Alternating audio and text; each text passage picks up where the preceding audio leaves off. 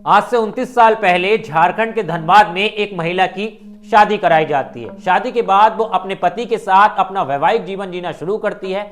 अपनी शादी से बेहद ज्यादा खुश होती है। देखते देखते उसकी शादी को 3 साल निकल जाते हैं। इन 3 सालों में उसका एक 2 साल का बेटा होता है और एक संतान उसके पेट में होती है, यानी वो 4 महीने गर्भवती होती है। उसके जीवन के अंदर सब कुछ ठीक चल रहा होता है। अब अचानक से एक दिन उसका पति गायब हो जाता है और 27 साल तक उसके घर पर वापस नहीं लौटता। साल 2025 आता है। वो महिला अपने बच्चों के साथ महाकुंभ में पहुंचती है। कुंभ में जाने के बाद उसकी नजर एक अघोरी साधु पर पड़ती है।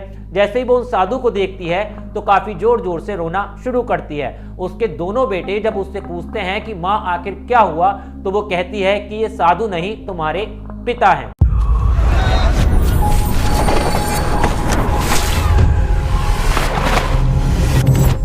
नमस्कार दोस्तों, मैं हूं आपके साथ ऋषभ चौहान। कहानियों का सिलसिला बदस्तूर बरकरार है। मैं आपके लिए एक और सच्ची घटना पर आधारित कहानी लेकर आ चुका हूं। कहते हैं कि कुंभ का बिछड़ा कुंभ में मिलता है, या फिर अपनों से बिछड़ा कुंभ में मिल जाता है। इस तरह की कई कहावत है, लेकिन साल 2025 के महाकुंभ में यह कहावत सच हो बैठी है। आज की कहानी इसी पर आधारित है।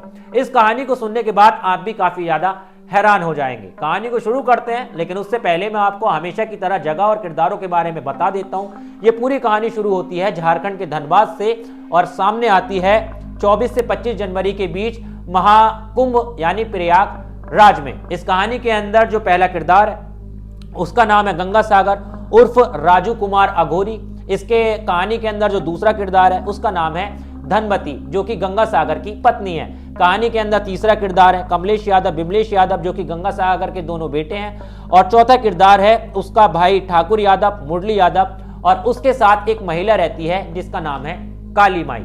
अब आज से 29 साल पहले झारखंड के धनबाद में धनवती की शादी गंगा सागर से कराई जाती है। धनवती गंगा सागर से शादी करने के बाद काफी ज्यादा खुश होती है और अपना वैवाहिक जीवन जीना शुरू करती है। उसकी शादी को तकरीबन 3 साल बीत जाते हैं। 3 साल में उसका एक का बेटा हो जाता है जिसकी उम्र तकरीबन 2 साल की होती है, और उसके पेट में एक का उसकी संतान होती है, यानी वो महिला 4 महीने गर्भवती भी होती है। उसके जीवन के अंदर सब कुछ ठीक चल रहा होता है, खुशियां आने वाली होती हैं, लेकिन तभी उसका पति गंगा सागर अचानक से गायब हो जाता है। 1 हफ्ते तक घर पर वापस नहीं आता। तो परिवार वाले सोचते हैं कि गंगा सागर किसी काम से बाहर गया होगा, कुछ दिन में लौट के आ जाएगा। लेकिन जब 15 से 20 दिन गुजर जाते हैं उसके बाद भी गंगा सागर नहीं आता, तो परिवार वाले और उसकी पत्नी काफी ज्यादा परेशान हो जाती हैं और गंगा सागर को ढूंढना शुरू करते हैं। पुलिस में भी इत्तला की जाती है, गुमशुदगी के पोस्टर छपवाए जाते हैं और जगह जगह दीवारों पर पटना से लेकर झारखंड तक लगवाए जाते हैं, लेकिन उसके बावजूद भी गंगा सागर का कुछ पता नहीं चलता। देखते ही देखते 6 महीने, 1 साल, 2 साल, 5 साल गुजर जाते हैं और उसके परिवार वाले अब उम्मीद छोड़ देते हैं कि गंगा सागर अब लौट कर भी कभी वापस आएगा। अब देखते ही देखते 20 से 25 साल हो जाते हैं, 27 साल हो जाते हैं। गंगा सागर के दोनों बेटे, यानी जिन्हें वो छोड़कर गया था अपनी पत्नी के पास, वो भी काफी ज्यादा बड़े हो जाते हैं, एक तरह से जवान हो जाते हैं। अब साल 2025 में महाकुंभ लगता है, लेकिन 27 साल हो गए थे तब तक गंगा सागर अपने घर पर वापस नहीं लौटा था। महाकुंभ के अंदर धनबाद से कुछ लोग, धनवती के रिश्तेदार, गंगा सागर के रिश्तेदार उसके गांव से महाकुंभ में पहुंचते हैं। महाकुंभ नहाने के बाद वो महाकुंभ के मेले में जब घूम रहे होते हैं तो उनकी नजर एक अघोरी पर पड़ती है जो अपना नाम राजकुमार अघोरी बताते हैं।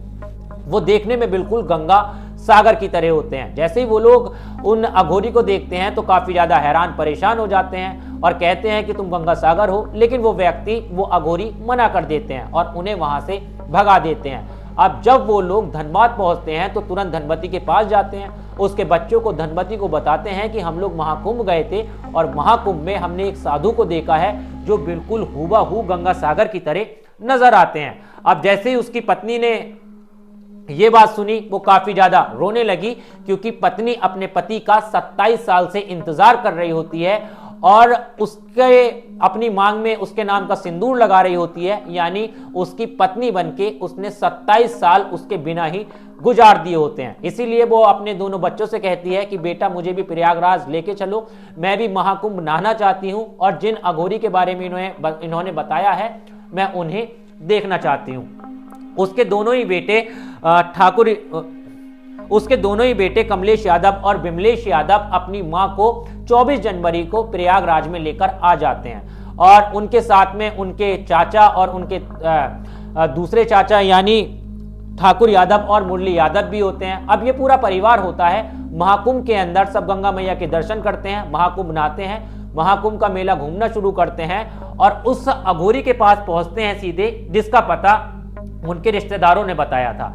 अब जैसे ही धनवती उन अघोरी के पास जाती है तो पहले तो वो उन अघोरी को काफी देर तक देखती रहती है, वो पहचानने की कोशिश करती है, लेकिन जब वो पूरी तरह से पहचान लेती है तो वहां पर काफी जोर जोर से रोना शुरू करती है, चीखना चिल्लाना शुरू कर देती है। तुरंत दोनों बच्चे अपनी माँ के पास भागकर आते हैं और पूछते हैं कि माँ आखिर क्या हुआ। तो वो कहती हैं कि वो लोग बिल्कुल सच कह रहे थे और यही तुम्हारे पिता हैं जो अब साधु बन के यहाँ पर महाकुंभ में हमें मिल चुके हैं। बच्चे उस वक्त छोटे थे, उन्हें अपने पिता की पहचान नहीं थी, लेकिन धनवती के साथ में जो उनके दोनों देवर थे ठाकुर यादव मुरली यादव, वो भी अपने भाई को पहचान लेते हैं।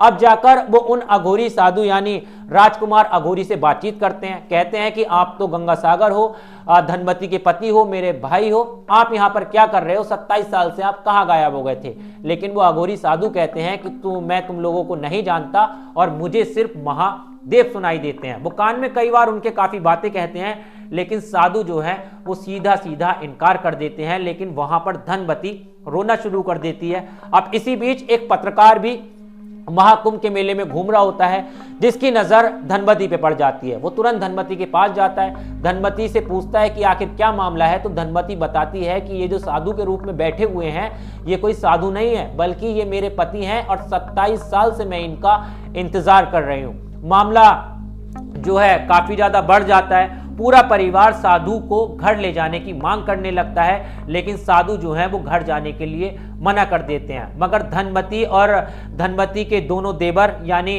गंगा सागर के दोनों भाई कहते हैं कि हम पुलिस में कंप्लेन करेंगे।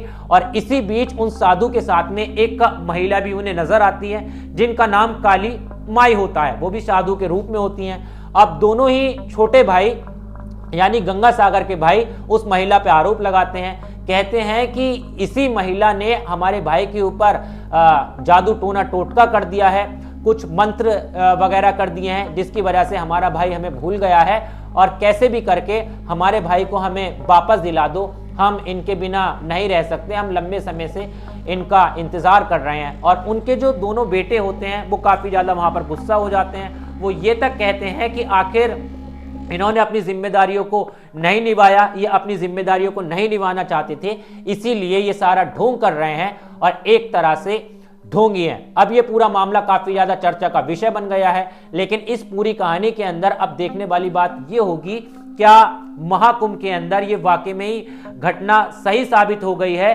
कि अपनों से बिछड़ा महाकुंभ के अंदर मिल जाता है, जैसे कि साधु के रूप में गंगा सागर धनवती को मिल गया है। खैर, इस पूरी कहानी के अंदर जो भी अपडेट आएगी मैं आपके सामने जरूर लेकर आऊंगा, लेकिन ये एक सच्ची घटना पे आधारित कहानी है जो इसी प्रयागराज साल 2025 के महाकुंभ के अंदर घटी है। खैर, इतना ही नहीं, आईआईटी वाले बाबा को भी आप देख लीजिए कि आईआईटी वाले बाबा जो हैं वो भी कहीं ना कहीं इस महाकुंभ के अंदर सोशल मीडिया के जरिए अपनों से मिल चुके हैं, क्योंकि काफी लंबे समय से वो भी गायब थे। मगर अब उनके परिवार वाले उन्हें टीवी पे देख सकते हैं, भले ही मिल ना पा रहे हो। खैर, इस पूरी कहानी पर आपकी क्या राय है, इस पूरी घटना पर आप क्या सोचते हैं, महाकुंभ के बारे में आपका क्या कहना है, किस राज्य से किस शहर से आप मेरी कहानी सुन रहे थे, कमेंट करके जरूर जाना। और इसी तरह की कहानियों के लिए मेरे साथ जुड़ना मत भूलना। मैं आपके लिए इसी तरह की स्टोरीज लाता रहता हूँ। मिलता हूँ आपसे किसी और वीडियो में।